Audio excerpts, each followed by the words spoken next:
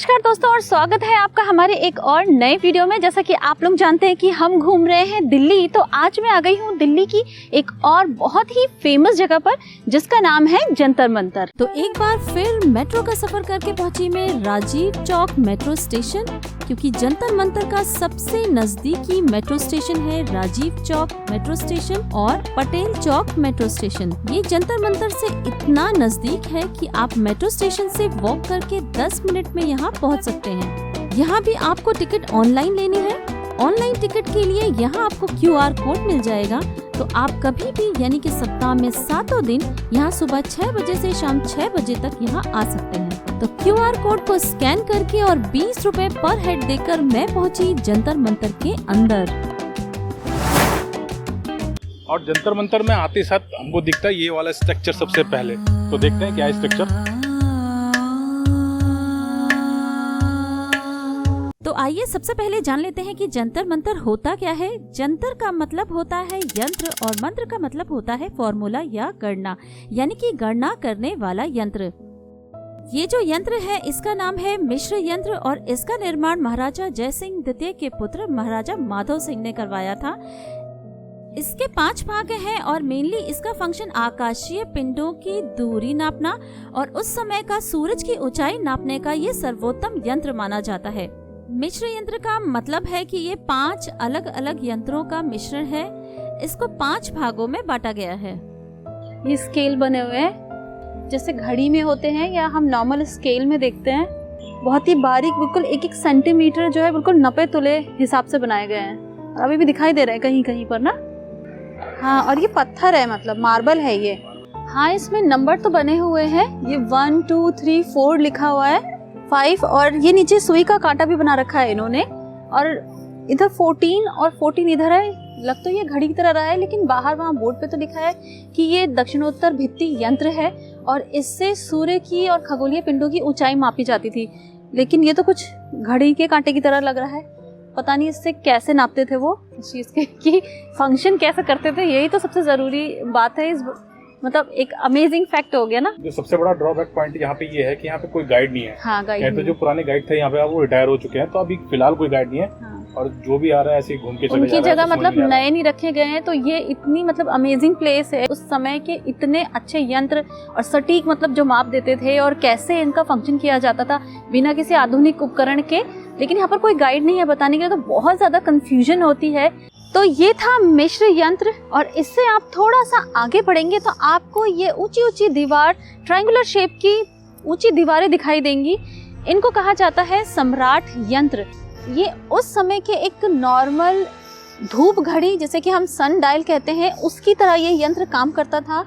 और जो सूरज की किरणें पड़ती हैं उसके मेजरमेंट के थ्रू आप किसी भी समय कहीं का भी local time, exact local time आप इस यंत्र के द्वारा जान सकते थे।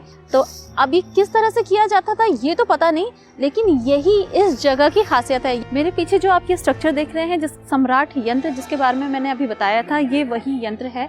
और ठीक इसके सामने यंत्र है जिसको कहते हैं षष्ठमांश यंत्र।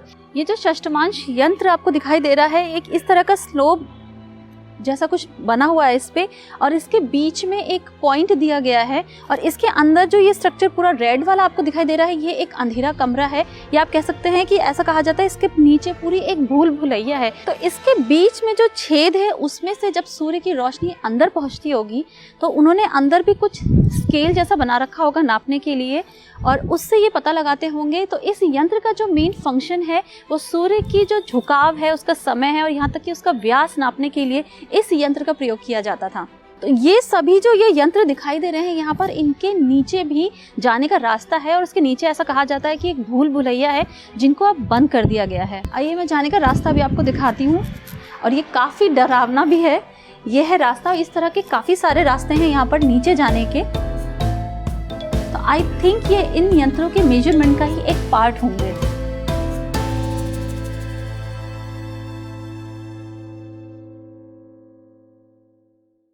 इन दोनों यंत्रों के बाद अब अगला यंत्र आता है जयप्रकाश यंत्र, और इस यंत्र का आविष्कार राजा जयसिंह ने किया था। इस यंत्र का जो मेन फंक्शन था वो दिन और रात की गणना करने के लिए था। इस स्ट्रक्चर के अंदर कुछ सीढ़ियां भी बनाई गई हैं जिससे राशियों को पढ़ा जा सके। इसके अंदर ऐसा कुछ बनाया गया है। यहाँ पर जगह जगह बैरिकेडिंग लगी हुई है, जैसा कि आप देख सकते हैं। इस वजह से अंदर अब नहीं जा सकते हैं। वैसे ये सारी ही बिल्डिंग सुरक्षित नहीं है बिल्कुल भी, तो इसलिए टूरिस्ट को अब काफ़ी दूर रखा जाता है इनसे, इसके अंदर नहीं जाने दिया जाता है। जैसा कि मैं राशियों की बात कर रही थी, तो एक बहुत ही इंटरेस्टिंग जो किस्सा है वो जुड़ा हुआ है कि राशियों को लेकर, ग्रह नक्षत्रों को लेकर एक बहस छिड़ गई थी, जिसके बाद ही राजा जय सिंह ने इन यंत्रों का निर्माण करवाया था। अब मैं पहुंच गई हूँ सबसे लास्ट यंत्र की ओर, जिसका नाम है राम यंत्र।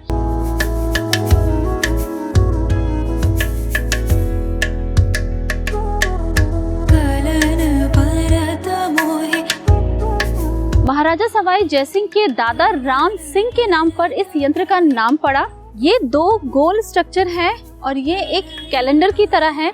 अंदर से इसमें एक बीच में पिलर है और नीचे फर्श पर 30 पट्टियां हैं, तो इसको एक कैलेंडर की तरह माना जाता है। ये सन डायल है और ये मून डायल है। सूर्य और चंद्रमा की स्थिति नापने के लिए इन यंत्रों का प्रयोग किया जाता था। इन स्ट्रक्चर्स को कैलेंडर की तरह इसलिए माना जाता था क्योंकि इनसे ही डेट का पता चलता था। दिन और रात चेंज होते हुए तो हमें दिखाई देते हैं, लेकिन तारीख कौन सी है ये पता नहीं चलता था। तो यही जानने के लिए इन स्ट्रक्चर्स को बनवाया गया था, जिससे तारीख का पता चलता था। अब मैं जा रही हूँ यहाँ से रिठाला के एडवेंचर पार्क में, जहाँ हमने बहुत सारी मस्ती की। तो इस वीडियो के लिए भी तैयार रहिएगा आप।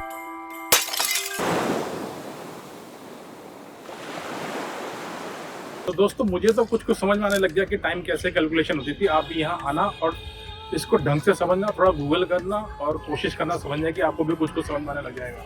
क्योंकि जंतर मंतर सिर्फ धरना देने के लिए ही नहीं, बल्कि अपनी ऐतिहासिक वैल्यू के लिए भी बहुत फेमस है।